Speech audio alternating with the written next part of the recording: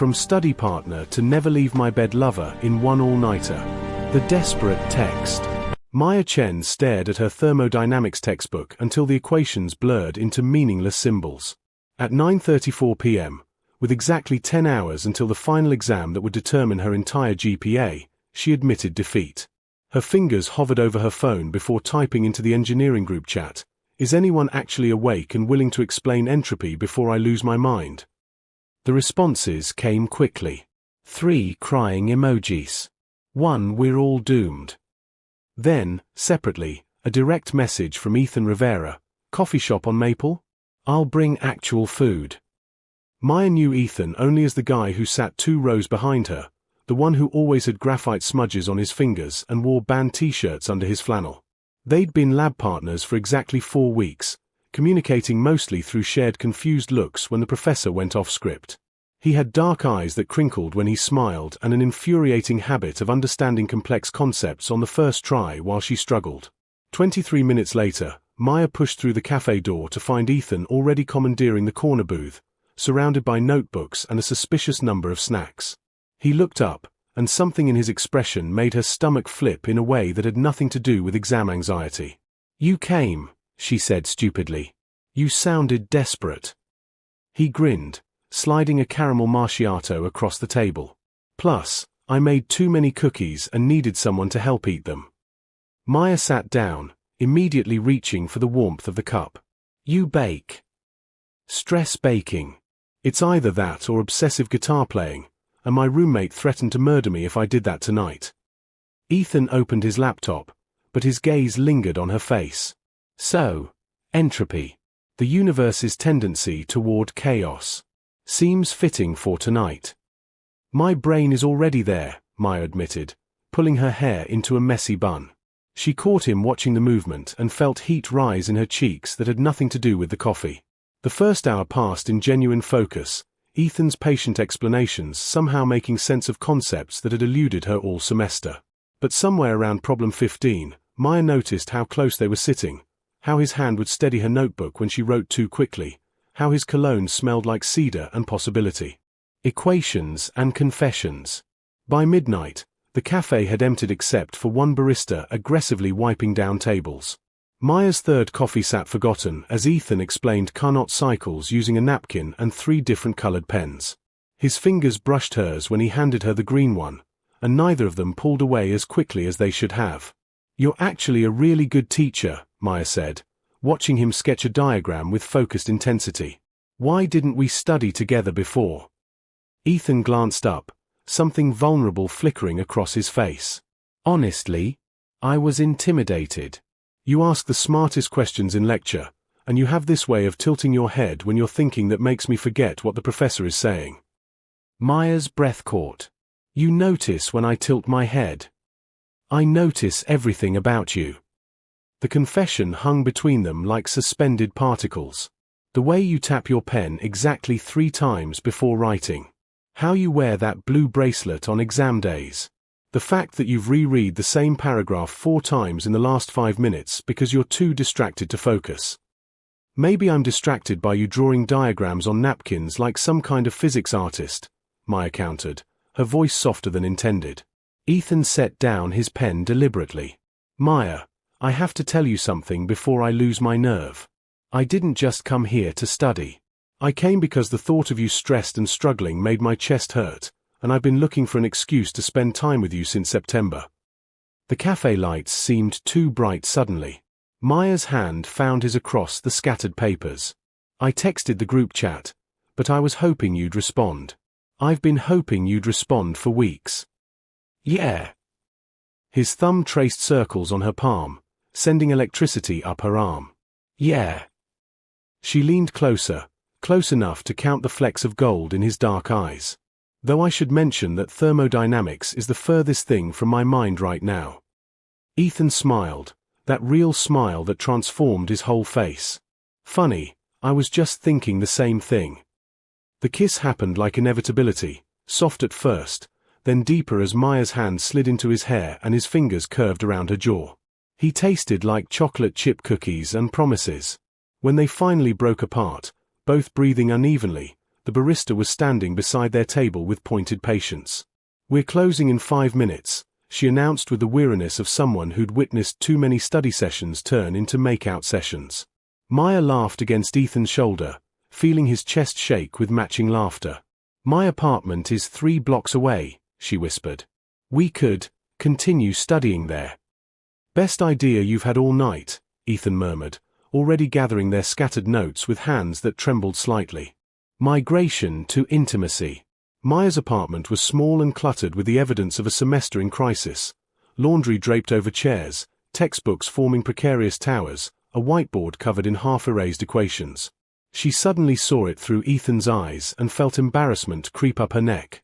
"Sorry, it's a mess. I wasn't exactly planning for company." Ethan set down their bags and turned to her with an expression that made her knees weak.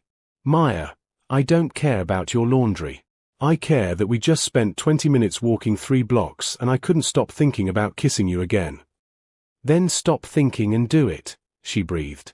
This kiss was different from the cafe, deeper, unhurried, full of intent.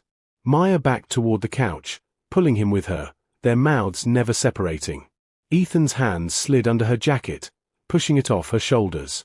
She tugged at his flannel until buttons cooperated, revealing the faded band shirt underneath. "We should study," Ethan mumbled against her lips, even as his hands contradicted his words by pulling her closer. "Absolutely. Very important exam." Maya kissed along his jaw, feeling his pulse jump under her lips. "Critical that we focus." So critical. His fingers found the hem of her shirt, hesitating. "Is this okay?" Maya answered by lifting her arms, letting him pull the fabric away. His sharp intake of breath made her bold. "Your turn." They moved slowly, almost reverently, each piece of clothing a question answered with touch. Ethan traced the curve of her collarbone with his lips, and Maya discovered that the skin below his ear made him gasp when she kissed it there. The couch became too small, so they migrated to the bedroom, leaving a trail of scattered notes and abandoned textbooks. "Tell me if you want to stop," Ethan whispered against her neck, his weight a comfort above her. "Don't stop. Please don't stop." The urgency from the cafe transformed into something slower, more deliberate. Ethan explored her like she was a problem worth solving carefully, finding every place that made her arch and sigh. Maya learned the geography of his body, a scar on his shoulder, the way his breathing changed when her nails dragged down his back, how her name sounded like music when he was lost in sensation.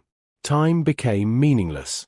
They came together with synchronized desperation, finding rhythms that had nothing to do with physics and everything to do with connection. When Maya finally cried out, clutching his shoulders, Ethan followed moments later, burying his face against her neck with a sound that was half laugh, half wonder.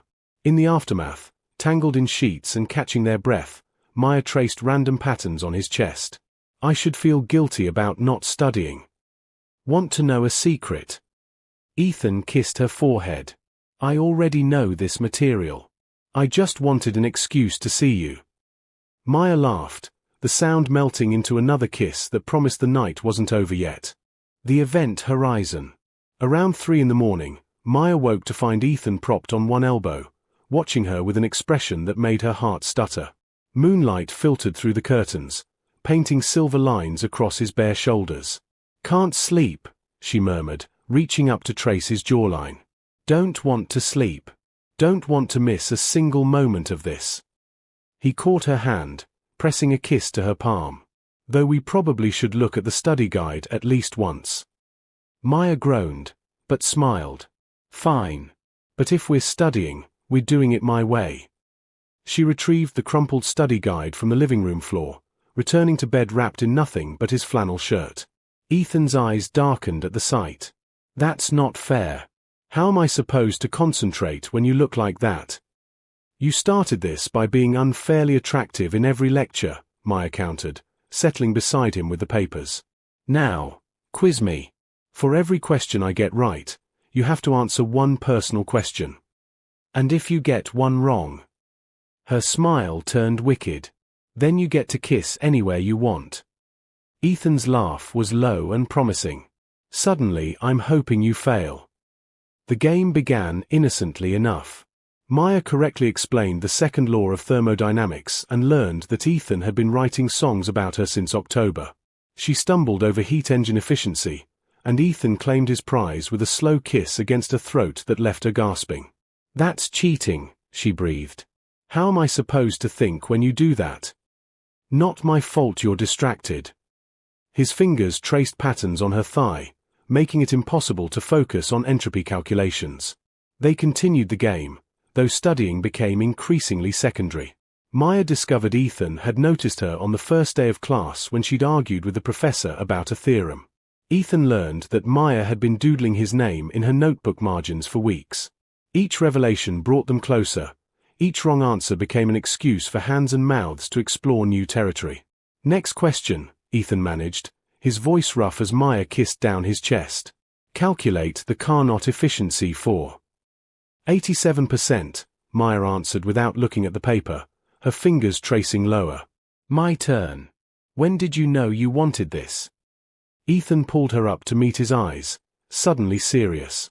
"The day you stayed after class to help that freshman who was crying about failing. You missed your next lecture to explain the entire unit to him. I fell a little bit in love with you right then." The confession hung between them, more intimate than their tangled bodies. Maya cupped his face, thumbs brushing his cheekbones. "I'm falling too. Past tense. Present tense. Future tense." "All the tenses," Ethan agreed, pulling her down into a kiss that felt like falling and flying simultaneously. This time was different, slower, deeper, weighted with meaning beyond physical connection. They moved together like they'd choreographed this dance across lifetimes, finding perfect synchronization in breath and touch and whispered names. When pleasure crested, they held each other through it, eyes locked, witnessing each other's unraveling. Afterward, Maya rested her head on his chest, listening to his heartbeat gradually slow. "I think I've memorized more tonight than the entire semester." "Sensory memory," Ethan murmured sleepily, fingers trailing through her hair. "Every equation now has an associated physical sensation. Very effective study technique." "Is that your professional educator opinion?" "Absolutely. I'm prepared to write a thesis on it." Morning after. Forever begins. The alarm shrieked at 7:30, an unwelcome intrusion into the cocoon of warmth and tangled limbs.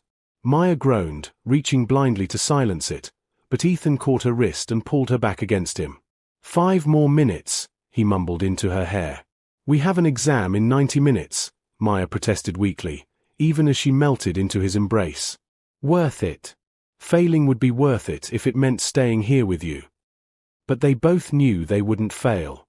Somewhere between midnight confessions and dawn kisses, between traded touches and whispered explanations, the material had embedded itself in their minds through association. Every formula now carried a memory. Carnot cycles tasted like chocolate chip cookies. Entropy felt like Ethan's fingers tracing her spine. Heat transfer sounded like his laugh against her neck. They showered together, which took longer than it should have because Ethan kept pressing Maya against the tiles to kiss her breathless. She retaliated by washing his hair with such gentle care that he admitted he might be addicted to her touch. They dressed in yesterday's clothes, grinning at each other like conspirators. The walk to campus felt surreal. Maya kept expecting to wake up, to find that the entire night had been some stress-induced hallucination. But Ethan's hand was solid in hers, his thumb drawing absent patterns on her skin, and when he looked at her, his eyes held the same wonder she felt. "Nervous?" he asked as they approached the engineering building. "Surprisingly no. I feel like I could explain thermodynamics to a kindergartner right now." That's the power of unconventional study methods. Ethan stopped before the classroom door, pulling her close. "Whatever happens in there, last night wasn't just about passing an exam for me." Maya rose on her toes to kiss him softly. "Good. Because you're not leaving my apartment ever again. Fair warning. That's the best threat I've ever received." The exam was almost laughably easy. Every question triggered a cascade of memories, not just facts, but sensations. Maya could feel Ethan's breath on her neck when she calculated efficiency, taste his kiss when she explained entropy, hear his voice teaching her the concepts with infinite patience. She finished with 20 minutes to spare, glancing over to find Ethan already done, watching her with that soft expression that made her stomach flip. Outside, in the sharp December sunlight, they compared answers with growing confidence. Everything matched. They'd both aced it. We're either both brilliant or both spectacularly wrong, Maya laughed. I'm betting on brilliant. Ethan pulled her into his arms, uncaring of the students streaming past. Come home with me. My apartment has better coffee, and I want to make you breakfast. Is this you trying to impress me with your domestic skills? This is me trying to keep you in my life indefinitely. His voice softened. Last night changed everything for me, Maya. I don't want to go back to stolen glances across lecture halls. Maya felt her heart expand impossibly. Then don't. Stay close. Stay exactly this close forever. Forever's a long time. Not long enough, she whispered against his lips. They walked away from the exam hand in hand, toward Ethan's apartment, toward breakfast and coffee and the beginning of always. The desperate text had become an origin story, one all-nighter transforming into every night, every morning, every moment stretched between them like an infinite proof. 3 months later, when exam scores posted and they'd both earned perfect marks, Ethan would frame the study guide, coffee-stained and crumpled, with a note, "The night everything changed." But Maya would argue it wasn't the night that changed things. It was the decision to reach out, to be vulnerable, to let someone in when chaos threatened to overwhelm. It was choosing connection over fear, choosing each other over safe distance. And when their professor asked how they'd both performed so exceptionally, they'd share a secret smile and say, simply, very effective study methods. Lessons from the heart. Love often arrives disguised as something ordinary, a desperate text, a shared struggle, a moment of vulnerability that cracks open the door to extraordinary connection. The deepest intimacy isn't just physical. It's being truly seen by another person and choosing to stay visible even when it terrifies you.